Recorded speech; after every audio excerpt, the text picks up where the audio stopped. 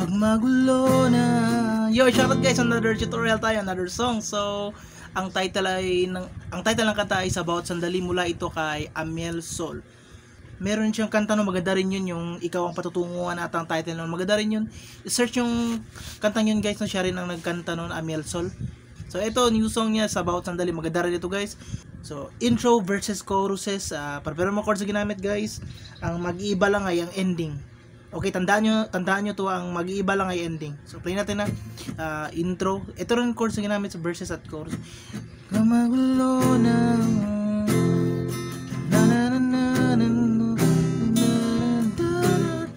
So, F. And then C over A. So, C siya guys, C. Pero, pag strum nyo, gamitin nyo itong, isalin nyo itong E note. So, okay. Yan. Okay, pag mag-strum kayo na C, isalin yung pinakataas. And then B flat. So yan ang mga first line, no? Siguro mga 3 lines. Yung 2 lines, yung second verse parang 3 lines ata. Pero kayo na bala mag-timing, basta ang unang mga lines.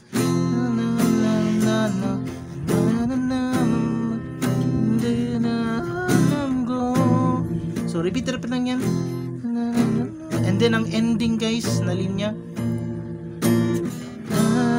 So, lagyan natin ng C. Ewan natin no, yung first line na mga 2 lines o 3 lines, then ang ending lagyan ng C. Para sa verses at choruses. Ganoon sa chorus.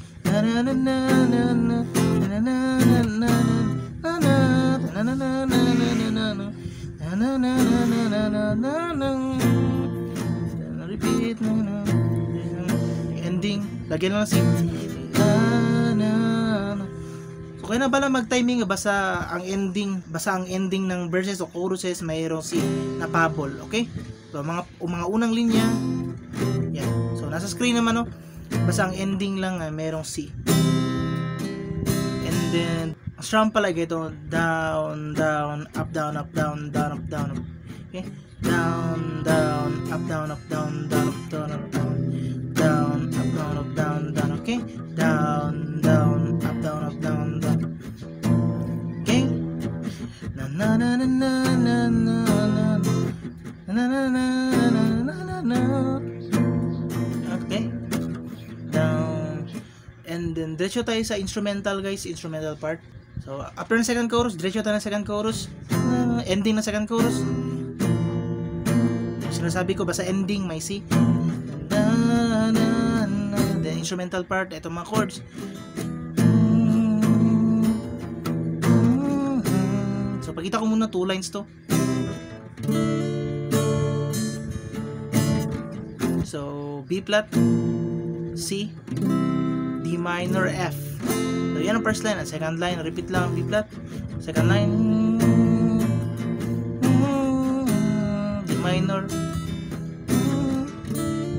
Then, ang second line na ending is C. Gets? Yan ang buong instrumental. Okay? Pagtapos ng second chorus tapos ito.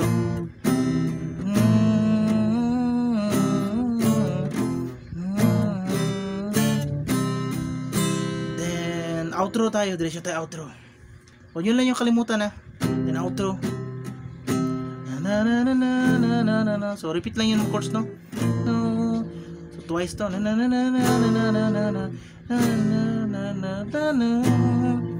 then dito guys, ito ang mga huling 2 linya.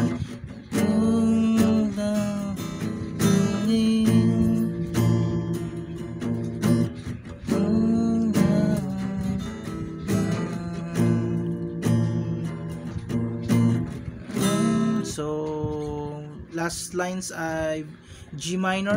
So, third fret lang, third fret. Then A minor 7. A minor, remove lang ito isa. And then B flat. So, twice yan, twice. Then, ang ending is C. Okay? So, yun ang lahat ng chords, no? Siguro, yung sinasabi ko, i-timing nyo lang talaga yung intro at verses chorus, no?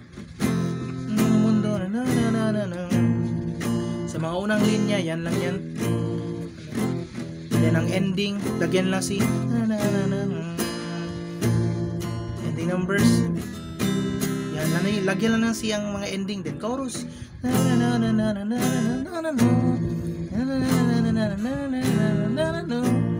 Basta ending lang.